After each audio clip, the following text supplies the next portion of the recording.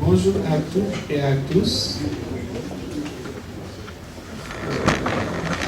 Je vous avais dit tout de suite que je ne suis pas très discours et je vais quand même me débrouiller pour me faire comprendre. N'attendez pas à avoir le discours de Madame la directrice. Ni de voir son foulard, parce que moi je n'arrive pas à attacher mon foulard comme elle l'a fait. J'ai essayé, mais bon, depuis ce matin je l'ai attaché 5 fois, je n'ai réussi.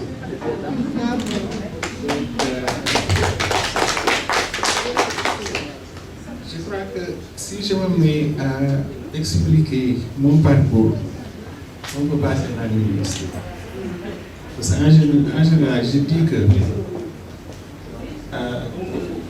malgré, bon, là je suis âgé, mais même étant plus jeune, bon, peut-être quand j'avais 40 ans, je disais que j'ai vécu comme une femme qui a vécu pendant 80 ans.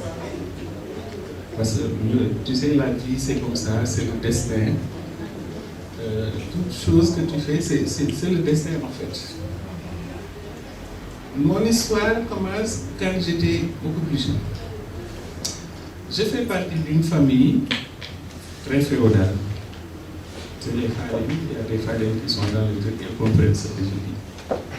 Tu dois te marier très tôt. Et tu dois te marier dans la famille. Quel que soit. Ce n'est pas des mariages forcés du tout. Mais bon, c'était ça, c'était le féodalisme. Donc je suis passé par là-bas. Et je me suis marié pendant quelques années. J'ai eu des enfants. Mais étant une femme, et ça je le dis à toutes les femmes, têtue, très têtue. Dans le bon sens en fait. Parce que, bon, moi j'ai vécu ça, je suis resté à la maison. Je ne pouvais pas rester sans rien faire, c'est ce que je dis que c'est le destin. J'ai tout essayé parce que je ne peux pas rester seul sans rien faire. J'achetais le magazine Bourda, et dans ce magasin, il y avait des patrons de couture. Avec ça, je m'ennuyais de rester seul, je ne pouvais pas. Alors j'ai découpé, je faisais des bouts pour moi, je faisais des chemises pour mes enfants, j'ai fait la valise de mon premier bébé. Bon, après, comme je suis toujours pressé, à 3 mois de grossesse, la valise était finie. J'avais même acheté le sérum physiologique pour nettoyer les yeux du bébé. Et j'avais 3 mois de grossesse. Donc tu vois que l'entrepreneuriat, c'est inné. Tu ne peux pas l'éviter. Donc, comme je dis, la femme doit être têtue. J'ai vu que ça n'allait pas. Et je ne peux pas être une femme qui reste à la maison. Alors j'ai fait du forcing. Tout le monde a parlé. J'ai dit, je retourne à l'école. Parce que je n'ai pas fait de longues études à cause de ça. Je retourne à l'école. Pendant tout fait, j'ai dit, non, je retourne à l'école. L'école qu'on ouvre en octobre. Finalement, je suis retourné à l'école en janvier. Parce que j'ai fatigué tout le monde. Alors, ce que j'ai pu faire, c'est aller faire secrétariat. Alors, j'ai fait Institut Grand Champ. Peut-être il y en a qui le connaissent ici. J'ai fait des cours de secrétariat. Quand j'ai fini, j'ai cherché du travail. Avec beaucoup de difficultés. Mais, comme la présidente l'a dit, elle a commencé par dans la cuisine. Moi, je faisais les photocopies de peu de diplômes que j'ai. Je le mettais dans mon sac. Je regardais dans l'annuaire. Parce que je me suis dit que je ne vais pas travailler avec l'administration. Les fonctionnaires, je n'ai rien contre vous, hein, mais je dis l'État ne paie pas bien. Tu n'avances pas beaucoup. Et puis les gens qui sont, l'expérience que j'ai vue en allant dans quelques bureaux, les gens sont, les employés sont dans les bureaux, mais ils ne font rien. Alors moi, je ne peux pas. Alors, j'ai fait des demandes d'emploi que j'ai menées dans les organismes internationaux. Donc, je suis tombé à USAID. Et chaque fois que j'allais à la place de l'indépendance, je dis, bon, si je suis en train de faire le tour, mais certainement là où je dois travailler est là. Mais quand je dois y arriver, je vais y arriver. Alors je suis venu, quand je vais quelque part, je viens, je demande la direction du personnel. Et comme je dis, il faut oser. Je demande la direction du personnel, on m'indique, je vois le directeur du personnel. Vous avez rendez-vous? Je dis non. Mais c'était pourquoi? Je dis, j'ai un emploi. Oui, vous pouvez déposer? Je dis non. Je vais discuter avec le directeur du personnel. Alors, on m'introduit. Qu'est-ce que vous pouvez faire? Je lui dis, bon, c'est tout rien. C'est comme ça que je suis rentré à USAID. Je ne connaissais personne. Et je suis rentré le même jour. J'ai vu le directeur du personnel qui m'a mis en rapport avec, qui a appelé sa secrétaire. Il lui dit, il y a un poste quelque part à SMO. Il faut l'amener. Je suis allé là-bas. Je suis allé là-bas. Il y avait un vieux, il me dit, ah, donc vous venez de sortir encore de l'école? Je dis oui. Il me dit, je préfère, parce que c'est moi qui vais vous former. Alors, il me dit, est-ce que tu es capable de faire des tests? Je dis oui. J'ai fait des tests de 15h à 18h. Est-ce que tu comprends l'anglais? Je dis non. Mais si j'apprends, je vais comprendre. Alors, il était tout content pour ça. J'ai fait les tests en français et j'ai fait les tests en anglais. Ça ne marchait pas bien, mais il sait que j'ai la volonté de le faire. Après, il me dit, mais c'est très bien, this is very good. Are you willing to work? Je dis, yes, I am. Alors, c'est comme ça que je suis rentré dans l'USAID. Je suis allé, il me dit, demain c'est férié, c'était une fête américaine. Après demain tu viens, tu commences à travailler. J'ai passé 25 ans. J'avais un petit salaire de secrétaire qui n'était même pas à cette époque, ça fait longtemps, c'était en 1980 ou 81. C'était 100 000 francs, peut-être, par mois. Mais je me suis engagé à travailler. Je ne sais pas, bon, c'est là que j'ai eu des promotions. J'ai fini par avoir un salaire de plus d'1 million. Et j'ai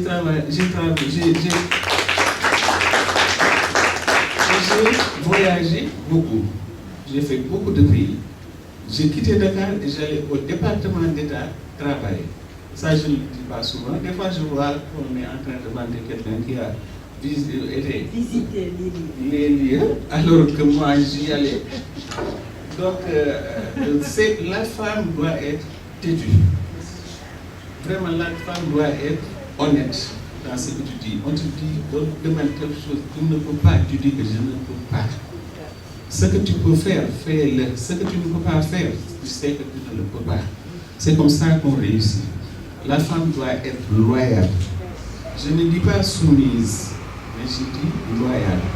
Parce que des fois, si tu es soumise, on devrait faire quelque chose qui va te retarder. Moi, quand je vais au marché Tilène, en quittant ici, pour les gens qui connaissent Dakar, tu ne peux pas me faire passer par les parcelles assainies. Ça me fait perdre du temps. Je te dis non, quelle que soit ta grade, quelles que soient nos relations, je ne vais pas là-bas. Je vais là où je vais directement. Donc la femme doit être têtue. Et vraiment, je ne sais pas comment le dire. Donc, en plus, il faut avoir une vision. J'ai parlé de mon engagement pour travailler. Mais la vision, le goals, était principalement, je me suis dit que personne ne va s'occuper de ma maman, ma mère. Personne ne va prendre en charge ma mère si c'est pas moi. Exactement. Elle était jeune, elle était mariée, elle a eu ses enfants, son mari est décédé. Donc rien que ça te fait souffrir. Donc elle a assez souffert comme ça. Moi je pouvais avoir une vie meilleure avec mes frères, mes soeurs, puis le luxe, mais je dis non, tout ça c'est pas moi. Je veux mon moi. Et je vais m'occuper de ma mère. Donc si tu as un objectif, c'est ça qui te pousse à aller très loin. C'est ça qui te donne la force. Donc tout ça c'était pour dire la base que la femme ne doit pas rester en disant que non je ne peux pas, non je ne pourrai pas, non, on ne me le permet pas. Non, il n'y a pas de non pour une femme. Il n'y a pas de non. Tu peux être gentil, tu peux être poli, mais il faut vraiment vouloir quelque chose et vouloir atteindre cette chose-là. C'est l'autonomie. Alors, j'ai travaillé à USAID pendant 25 ans. Alors, j'ai eu vraiment beaucoup de privilèges parce que bon, tout le monde disait que je travaillais. Parce qu'une fois que je m'engage, je suis femme. Quand je m'engage, je m'engage. Alors, j'ai pris ma retraite anticipée et j'ai déménagé aux États-Unis avec mes enfants. Alors, j'ai trouvé du travail qui était un bon boulot. Je n'avais aucun problème. J'ai travaillé au Siemens IT Solutions à Ohio. Mais chaque fois, il me revenait de dire, bon, qu'est-ce que j'ai fait aux États-Unis? Il n'y a que des Blancs ici. Bon, il n'y a que des Américains. Déjà, bon, quand je parle le Wolof, c'est à la maison. Et en plus, j'ai envie de retourner au Sénégal. Moi, je ne peux pas vivre ailleurs qu'au Sénégal.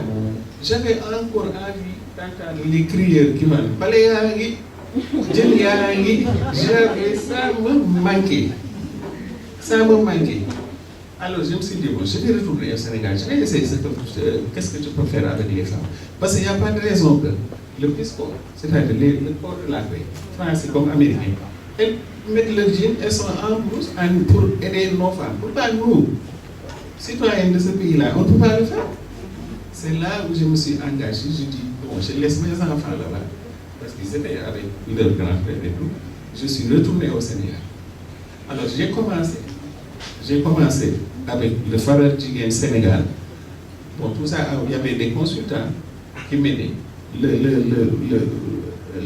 décès de Soda Marème Soda, il en faisait partie. Non, Daour, il s'appelle Daour. C'est le décès. Moi, je confonds les décès. Il y a trop de technique. Le directeur technique. Donc, j'ai commencé. Il y en a beaucoup qui sont généreux. Ça, vraiment, moi, je ne peux pas payer les gens de mon entourage.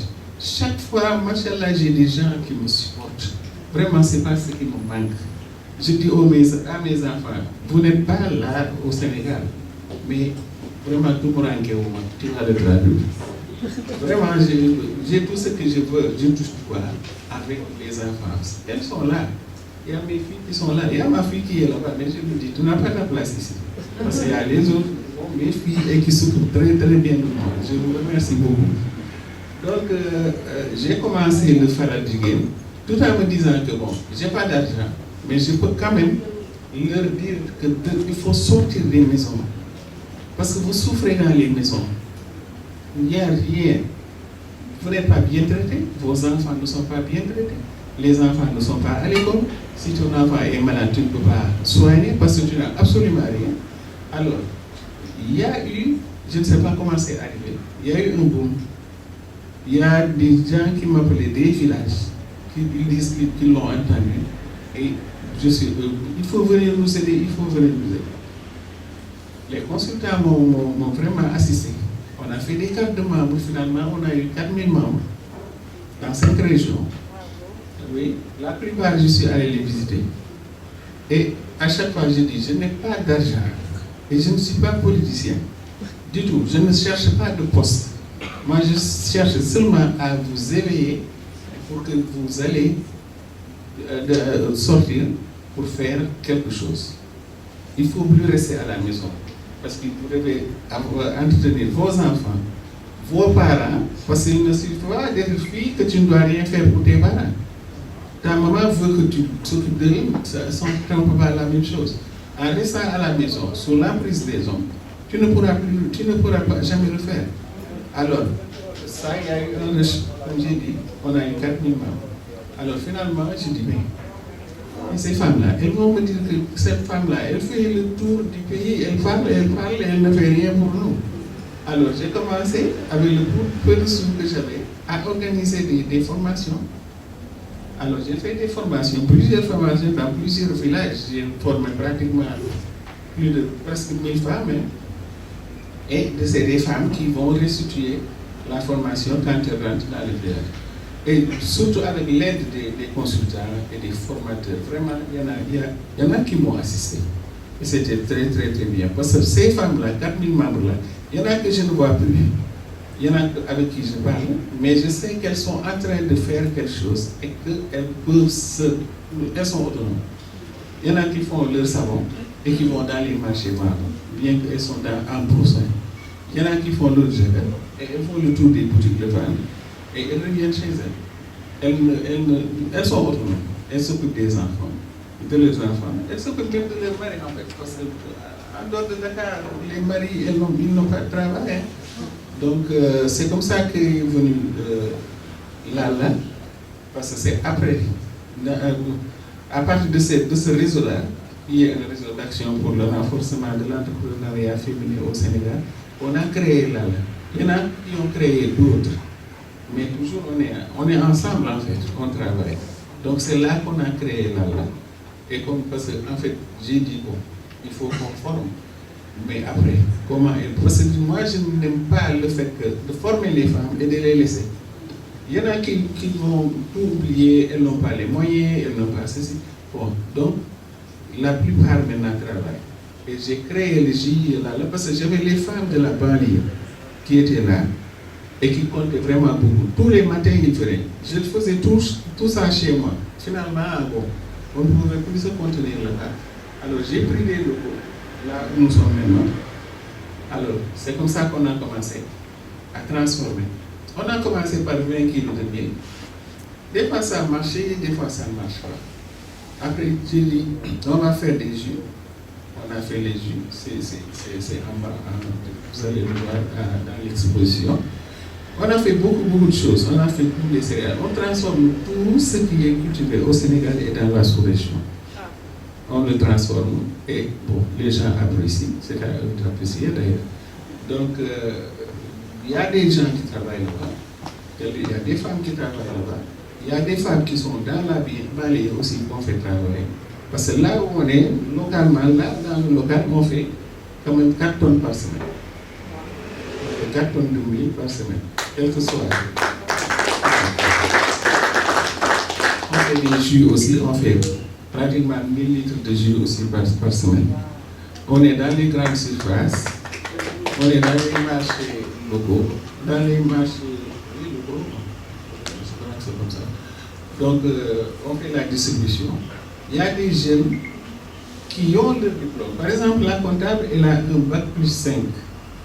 C'est elle qui est la comptable. Quand je la paie, j'ai honte parce que je sais qu'elle mérite plus. Mais il n'y a pas de travail au Sénégal. Et moi aussi, si j'ai les moyens, je vais l'augmenter. Et la plupart ont bac plus de 2 ans. Mais ils se contentent de ça.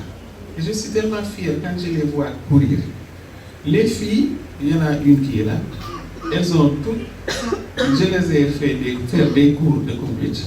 Elles conduisent leur voiture. Et c'est elles qui font la distribution. Il y en a qui, elles sont vraiment, je veux dire, elles sont très formées sur la production. Là, je peux passer des jours ici sans aller au bureau. Chacun sait ce qu'il fait. Et ils le font extrêmement bien. Je n'ai rien à leur reprocher. Donc, machallah, je crois que c'est ça. Le reste, c'est vraiment d'encourager les jeunes. L'entrepreneuriat, c'est pas facile. Avec tout ce que j'ai raconté, il y a des nuits où je me dis, mais moi, dans quoi, dans quoi tu es rentré? Et toi, est-ce que tu le comprends? Avec le travail que tu faisais à USAID, je me dis toujours travail, tu voyageais tout le temps. Au lieu de te reposer, je dis, ah, je n'y peux rien, ça a commencé. Et une femme, en fait, si tu commences quelque chose, tu n'as pas le droit de t'arrêter. Il faut foncer, tu es obligé de foncer. Parce que tu ne peux pas dire bon. Et puis surtout qu'il y a des gens qui comptent sur toi. Là, on a combien? 35 employés qui sont permanents. Et il y en a d'autres qui sont des saisonniers. Donc on a pratiquement plus de 70 employés. Donc comment je peux me retirer? Je compte sur la relève. Je compte sur la relève et je fais tout pour que cette relève-là réussisse. Et je sais que je peux compter sur cette relève. Merci.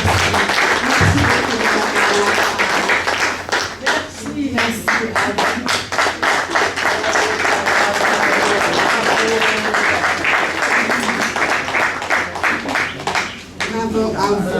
Je pense que Mengue, nous tenons après l'échange de Lalla, l'occasion et la pertinence d'une petite séance de formation sur comment soulager les femmes entrepreneurs. 35 emplois permanents, des centaines de temporaires, la transformation de nos produits du terroir, c'est énormément de travail. Je le valide parce que nous, femmes entrepreneurs qui sommes là, oui. Nous avons été visiter Lalla. Lalla a des usines. Voilà. Nous, on parle d'industrialisation. On parle d'industrialisation. Donc, il nous faudra voir comment est-ce qu'on apporte aussi l'information aux femmes. Moi, quand elle dit 35 employés, je me demande est-ce qu'elle utilise État employeur pour renforcer. Que presque tous les étrangers utilisent et que les locaux n'utilisent pas. C'est nos impôts. Il faut utiliser les ficelles. Et on aura l'occasion d'en discuter dans ce réseau. Nous sommes presque au terme de notre activité. Et je vais maintenant vous demander d'accueillir après Lalla, Mariama Ndiaye Koulibaly, qui va elle aussi nous dire notre parcours. Au final, on n'a que des étoiles. Étoiles africaines. On a compté combien d'étoiles aujourd'hui?